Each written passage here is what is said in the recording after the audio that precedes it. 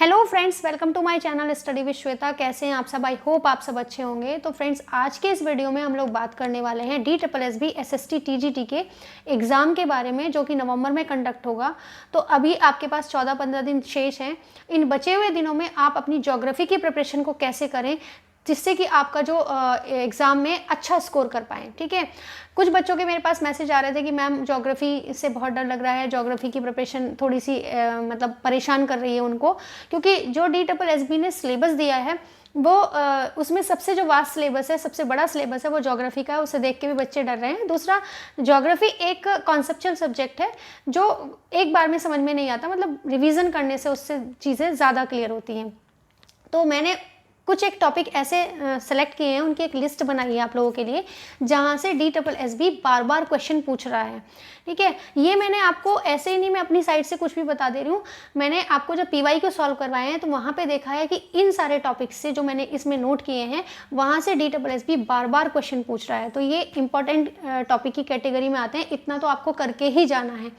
तो ये वीडियो ना सिर्फ उन बच्चों के लिए जिनकी प्रिपरेशन थोड़ी सी कम है या जिनके अंदर कॉन्फिडेंस नहीं आ रहा है ज्योग्राफी को लेके, उनके लिए, बल्कि जिन लोगों ने अपनी अच्छे से प्रिपरेशन कर ली है, पूरी NCERTs को अच्छे से पढ़ा है, जहाँ से भी उन्होंने अपना कोचिंग की है, या फिर जो भी कोचिंग वालों को तो खैर उन्होंने, उनके मेंटोर ने गाइड कर दिया होगा, या जिन्होंने नोट्स से या किसी बुक से सेल्फ स्टडी से प्रिपरेशन की है, उनके लिए हेल्पफुल होगी। और साथ ही साथ जिन लोगों के लिए मैं बना रही हूँ उनके लिए तो हेल्पफुल होगी ही होगी। ठीक है, और लेकिन वीडियो में आगे बढ़ने से पहले मेरी आपसे एक रिक्वेस्ट है कि प्लीज़ चैनल को सब्सक्राइब कर लीजिए अगर आप मेरे चैनल पर पहली बार आ रहे हैं तो, और अगर वीडियो पसंद आती है तो लाइक एंड शेयर भी कर दीजिए। तो चलिए, टाइम ना वेस्ट करते हुए, ज़्यादा बातें ना करते हुए वीडियो में आगे बढ़ते हैं और अपने टॉपिक स्टार्ट करते हैं।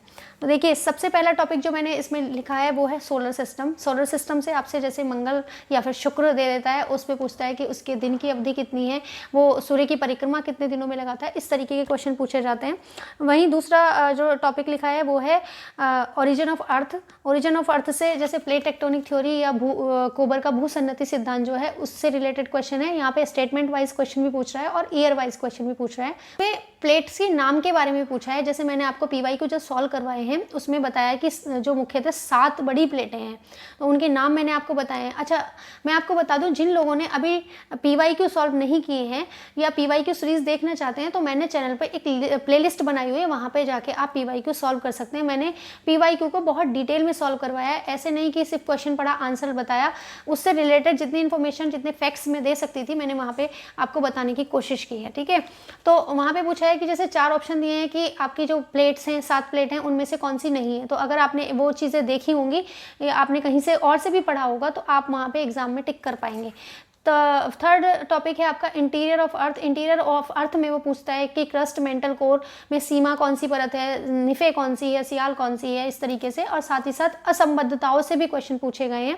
असंबद्धताओं में मतलब मोहो, रेपिटी, कॉनराइड, इस तरीके की असंबद्धताएं कौन कौन सी परत के बीच में है, ये भी मैंने आपको बहुत अच्छे से PY सीरीज में कराया है, सारी परतों के बारे में बताया है, आपको ज़रूर वहाँ पे मिलेगा।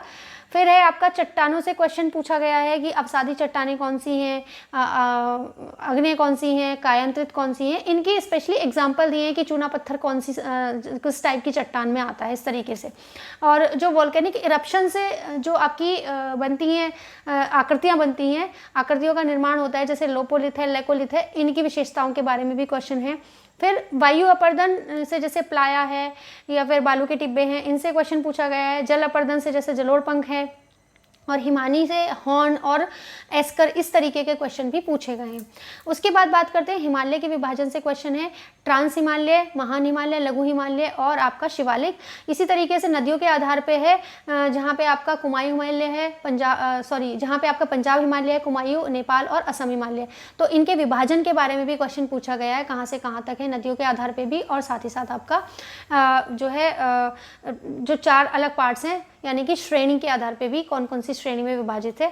इसके साथ साथ इनकी चोटियों के बारे में भी क्वेश्चन पूछा गया है। इसके अलावा ये तो हो गई हिमालय की बात। हिमालय के अलावा अलग जो माउंटेन रेंज है, जैसे कि आप कौन सी चोटी सबसे ऊंची, अरावली की चोटी पूछी गई है।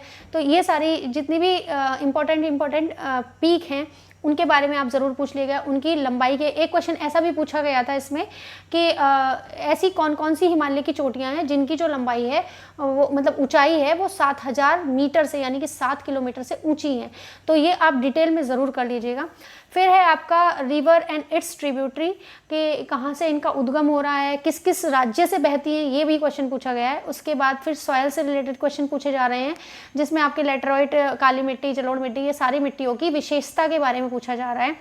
फिर आपकी है फसलों से रिलेटेड क्वेश्चन है कि रबी की फसल कौन सी है, खरीफ की फसल कौन सी है।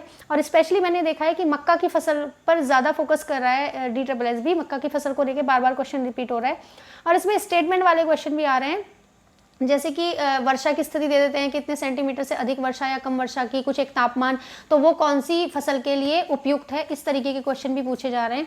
उसके बाद बात करते हैं हीट बजट के बारे में। तो हीट बजट से क्वेश्चन आपका पूछा जा रहा है कि अगर आपका 100% जो है वो सोलर बजट 100% है, यानी कि सौर बजट जो है वो आपका 100% है, तो उसमें जो अल्बिडो वाला जो कॉन्सेप्ट है वो आप अच्छे से कर लीजिएगा कि कितना प्राप्त होता है, कितना बर्फ़ के थ्रू रिफ्लेक्ट हो जाता है, कितना इस तरीके से।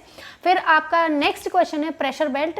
प्रेशर बेल्ट में भूमध्य रेखीय निम्न दाब की पेटी, उच्च ध्रुवीय उच्च दाब की पेटी, तो इसमें डोलड्रम वाला जो क्वेश्चन है वो भी बार बार रिपीट हो रहा है।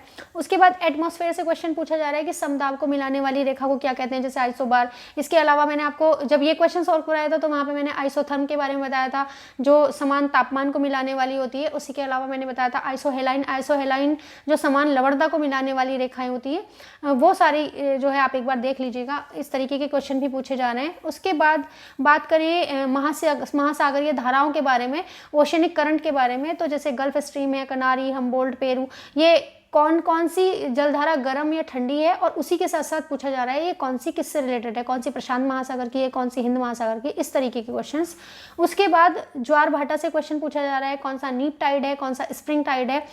क्वेश्चन स्टेटमेंट में देता है कि अगर सूरज, पृथ्वी और चंद्रमा जो है वो आपके समकोण पे हैं तो कौन सा टाइड बनेगा, सीधी रेखा में है तो कौन सा टाइड बनेगा। तो इस तरीके के कुछ क्वेश्चन पूछे जा रहे हैं। ये कुछ इंपॉर्टेंट क्वेश्चन मैंने आप लोगों के लिए लिस्ट डाउन किए थे।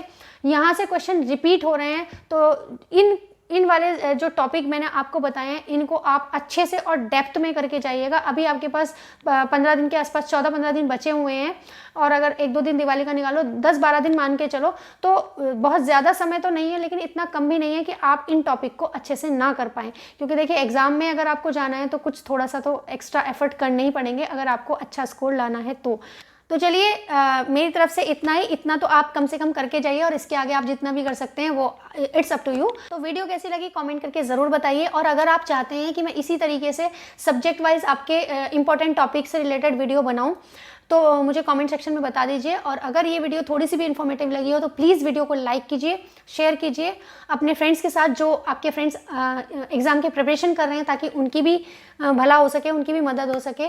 कर भला तो हो भला। तो चलिए इसी के साथ मिलते हैं एक नए वीडियो में। Thanks for watching.